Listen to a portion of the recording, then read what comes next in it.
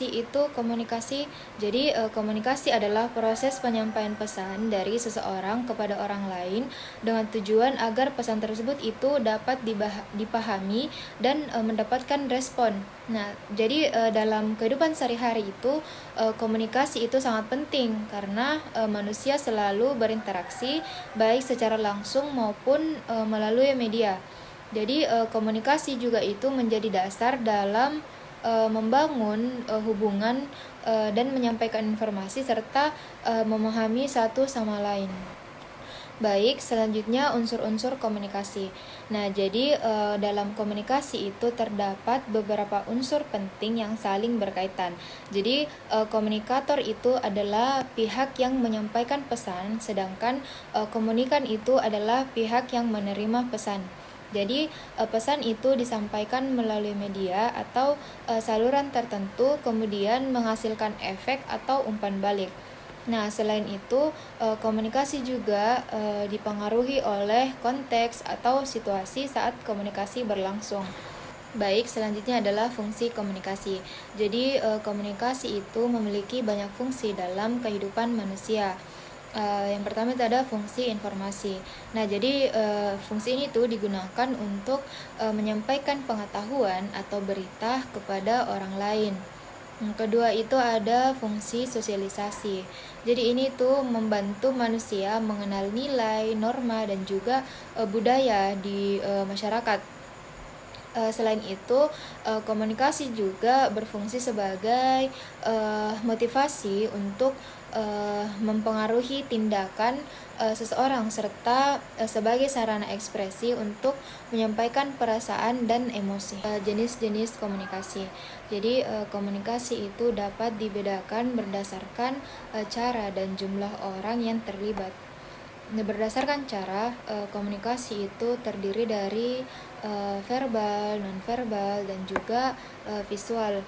Nah, verbal itu menggunakan kata-kata. Terus kalau nonverbal itu menggunakan bahasa tubuh atau ekspresi. Sedangkan kalau visual itu menggunakan gambar atau simbol. Nah, kalau berdasarkan jumlah orang itu, komunikasi itu dibagi menjadi intrapersonal, interpersonal, dan komunikasi kelompok atau massa. Hambatan dalam komunikasi.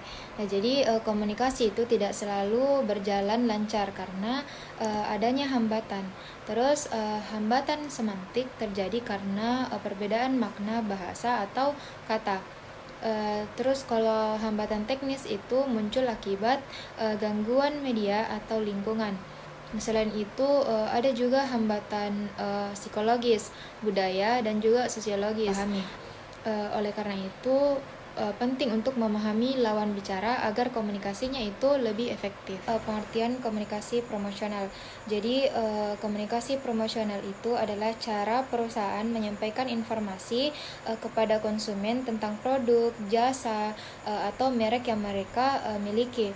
Tujuannya itu bukan hanya untuk memperkenalkan produknya, tapi juga untuk membujuk konsumen agar tertarik membeli dan tetap mengingat merek tersebut.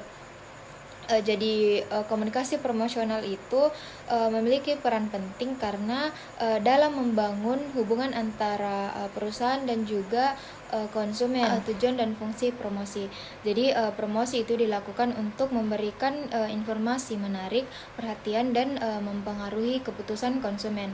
Nah, selain itu promosi juga membantu meningkatkan penjualan dan juga memperkuat citra merek di masyarakat.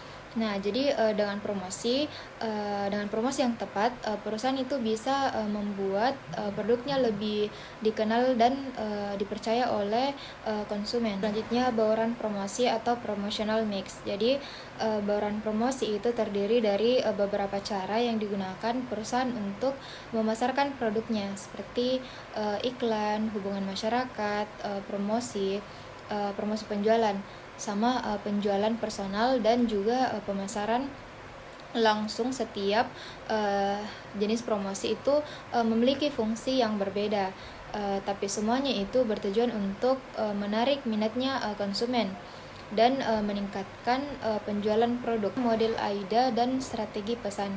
Jadi model AIDA itu menjelaskan tahapan bagaimana konsumen tertarik terhadap suatu produk. Pertama, attention, yaitu menarik perhatiannya konsumen. Yang kedua itu interest, jadi membangun rasa tertarik. Yang ketiga itu desire, jadi ini tuh membuat konsumen memiliki keinginan untuk membeli. Dan terakhir itu ada action, yaitu mendorong konsumen supaya konsumen itu melakukan tindakan seperti membeli atau mendaftar. Jadi model ini itu membantu perusahaan membuat pesan promosi yang lebih efektif. Saluran komunikasi tradisional versus digital. Saluran komunikasi promosional dibagi menjadi dua, yaitu tradisional dan juga digital. Jadi media tradisional itu meliputi televisi, radio, koran, dan juga billboard. Jadi sedangkan media digital itu meliputi media sosial, email marketing, website, dan influencer. Nah, saat ini media digital itu lebih banyak digunakan karena lebih cepat, lebih mudah, menjangkau banyak orang, dan juga lebih interaktif dengan konsumennya. Tren dan juga tantangan era digital. Di era digital ini perusahaan harus mengikuti perkembangan teknologi dan perilakunya konsumen. Jadi tren yang muncul itu antara lain personalisasi pesan, penggunaan AI, konten autentik, dan strategi omnichannel. Namun ada juga tantangan seperti persaingan yang semakin ketat dan juga masalah privasi data konsumen. Oleh karena itu, perusahaan itu harus lebih kreatif dan juga harus bijak dalam melakukan promosi. Definisi dan ruang lingkup teknologi informasi dalam bisnis. Jadi teknologi informasi dalam komunikasi bisnis itu adalah semua teknologi yang digunakan perusahaan untuk menyampaikan, menyimpan, dan juga mengolah serta membagikan informasi. Jadi teknologi informasi itu membantu perusahaan bekerja lebih cepat, lebih efisien, dan juga lebih terorganisir dalam bisnis. Teknologi informasi itu mencakup perangkat keras seperti komputer dan juga HP. Perangkat lunaknya itu seperti email dan aplikasi rapat online dan jaringan internet, serta pengelolaan data untuk mendukung pengambilan keputusan. Platform dan juga saluran komunikasi digital. Saat ini komunikasi bisnis itu dilakukan melalui berbagai platform digital seperti email, video conference, instant message, dan intranet perusahaan. Jadi email biasanya itu digunakan untuk komunikasi formal dan pengiriman dokumen.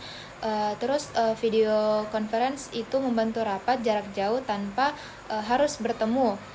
Terus instant message itu seperti WhatsApp dan juga Telegram, membuat komunikasi itu lebih cepat. Nah, sedangkan intranet itu digunakan sebagai pusat informasi internal perusahaan. Jadi kayak semua platform ini itu membantu meningkatkan efektivitas kerja dan kolaborasi antar tim. Keamanan dan juga etika komunikasi digital.